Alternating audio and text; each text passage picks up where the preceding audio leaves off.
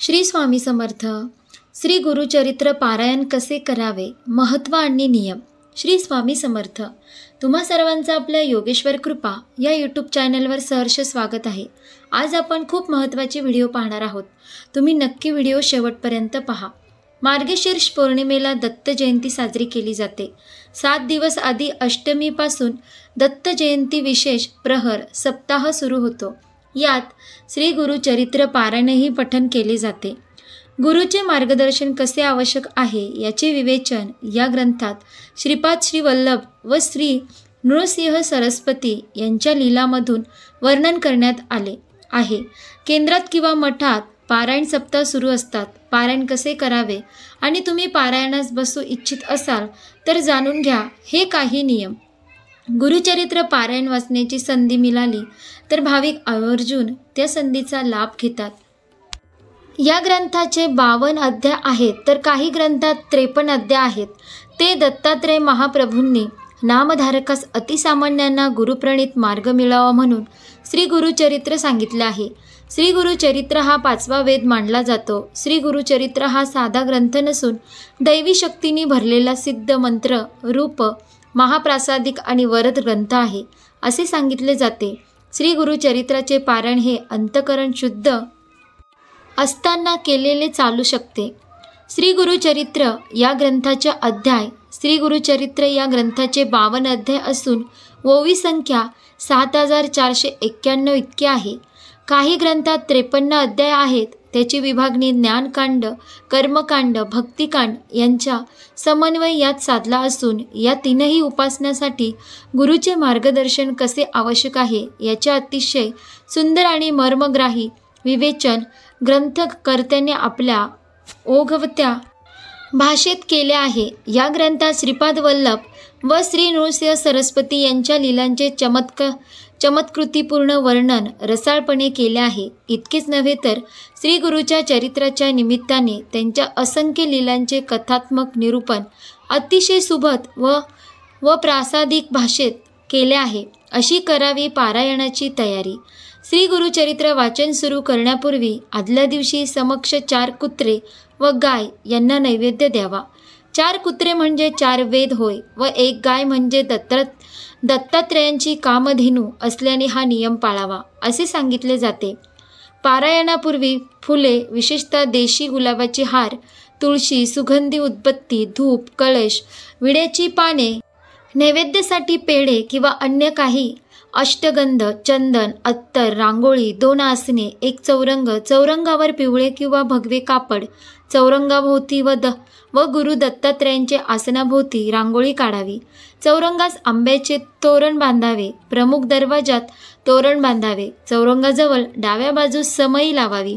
वाचन चालू असेपर्यंत समई लागलेली असावी व अगरबत्ती पेटी ठेवावी. पारायणापूर्वी गावातील दत्त मंदिरात जवळच्या श्री स्वामी समर्थ केंद्रात जाऊन विडा, सुपारी व नारळ ठेवून सदर पारास उपस्थित राहण्यासाठी देवास प्रार्थना करावी. घरातील वडील मंडळीस नमस्कार करून पारायणासाठी आसन ग्रहण करावे. प्रथम अथर्व शीर्ष वाचावे. 1 माळ गायत्री मंत्र जप, गायत्री जप, 1 माळ श्री स्वामी समर्थ जप अथवा दत्त मंत्र म्हणावा. शास्त्रशुद्ध सप्ताह करण्यासाठी खालील नियम पाळावेत. श्री गुरुचरित्र सप्ताह करताना प्रारंभ शक्यतो शनिवारी व सांगता शक्यतो शुक्रवारी करावी. कारण शुक्रवार हा श्री नृसिंह सरस्वती महाराजांचा निजानंद गमनाचा दिवस आहे. श्री गुरुचरित्र वाचण्यापूर्वी आदल्या दिवशी 1 गाय व 4 कुत्रे यांना गव्हाच्या पोळीचा नैवेद्य खाऊ घालावा. श्री गुरुचरित्राचे वाचन पूर्व किंवा उत्तर दिशेला तोंड करून करावे. वाचनापूर्वी रोज श्री दत्त महाराजांच्या फोटोची व पोथीची पूजा करून 1 माळ गायत्री मंत्र, 1 माळ श्री स्वामी समर्थ या मंत्राचा जप करावा व श्री गणपती अथर्व शीर्ष वाचून पोथी वाचण्यास सुरुवात करावी. श्री गुरुचरित्राचे वाचन पहाटे 3 ते सायंकाळी 4च्या दरम्यान करावे. दुपारी 12 ते 12:30 ही वेळ श्री दत्त महाराजांच्या भिक्षेची असल्याने त्यावेळेस पारायण वाचन बंद ठेवावे. श्री गुरुचरित्र वाचनाच्या कालावधीत दुसऱ्यांच्या घरचे अन्न घेऊ नये. आपली आई, पत्नी व बहीण यांच्या हाताचे अन्न खाण्यास हरकत नाही. उपवास करू नये. दोन्ही वेळेस सकाळ संध्याकाळ एक धान्य फराळ करावा. काही समस्या असल्यास स्वखर्चाने बाहेर खाण्यास हरकत नाही.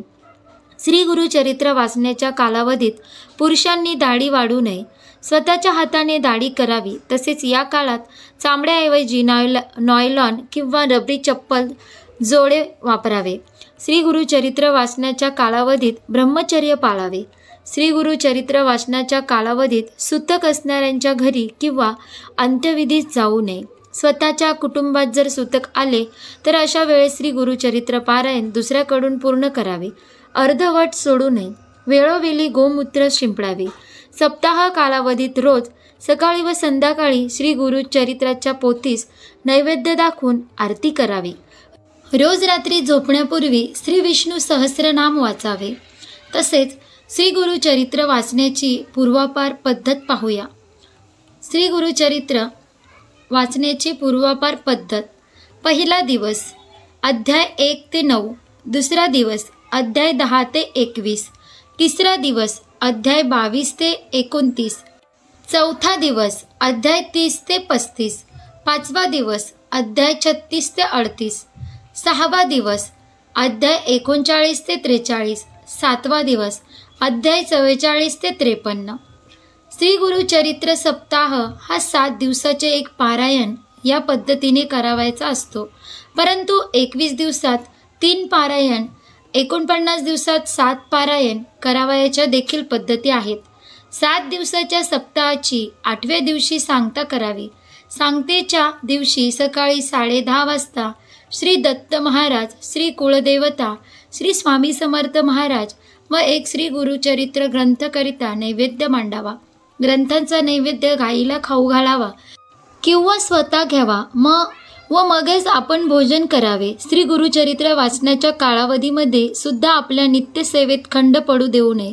शक्यतोवर जमिनीवर झोपावे, पलंगावर झोपू नये. हे देखील तुम्हाला माहीत असावे. श्री गुरुचरित्र 3 दिवसीय वाचू नये. 1 दिवसीय पारायण फक्त दत्तधाम व राष्ट्रसेवेसाठी करावे. वैयक्तिक पारायण 7 दिवसाचे करावे. श्री गुरुचरित्राच्या निष्ठापूर्वक पारायणने अनुभूतीपूर्वक साक्षात्कार होतो. हे या ग्रंथाचे वैशिष्ट्य आहे. दुःखितांना, वेगवेगळ्या प्रकारच्या शापितांना, असाध्य आजार झालेल्यांना, पितृदोष असणाऱ्यांना श्री गुरुचरित्र एकमेव असे साधन आहे जे शुभ फलप्राप्ती देते असे सांगण्यात येते. सेवेकरासाठी ही माहिती देण्यात आली आहे. तुम्हाला अशीच ही माहिती आपल्या जवळच्या श्री स्वामी समर्थ केंद्रात दिली जाईल. अशा प्रकारे आपण या व्हिडिओमध्ये पाहिलंच श्री गुरुचरित्र पारायण कसे करावे, महत्त्व आणि नियम कोणते, ही संपूर्ण माहिती आपण या व्हिडिओमध्ये पाहिली. तुम्हाला जर ही माहिती आवडली असेल तर आपल्या व्हिडिओला लाईक करा, शेअर करा आणि आपल्या योगेश्वर कृपा या यूट्यूब चॅनलला नक्की सबस्क्राईब करा. भेटू एका पुढच्या नवीन व्हिडिओमध्ये. धन्यवाद. श्री स्वामी समर्थ. जय जय स्वामी समर्थ.